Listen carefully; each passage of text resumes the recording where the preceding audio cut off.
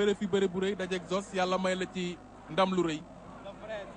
waaw bëri naa fi fan yu néew waaw yàlla may ma ndam bu rëy te maa ngi ci sant yàlla di ñaanal Zoss bi ma doon bëreel leneen lu mu dugg yàlla may ko si jàmm loolu waa Lamsar waaw.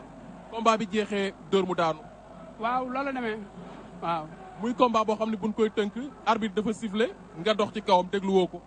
waaw déglu ma ko dama dox ci kawam dóor ko droite 2 fois parce que laa ko dóor gauche.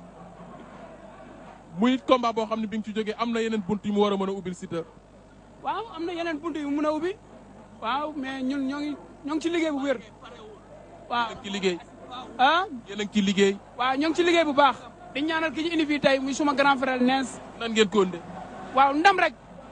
entraîné lu mu war a entraîné di koy xaar moom mu wóor ñu njàmbaaram. waaw. mais dégg ko dara par rapport ak li ci sa kanam. gars yi wax yenn combat. non non gars yi waxaguñ ma benn combat maa ngi toog di xaar. waaw maa ngi toog di xaar. waaw.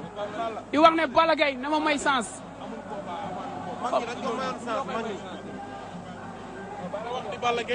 Balla Gaye na ma may sens. yaa ngi dégg man sama ngay may sens.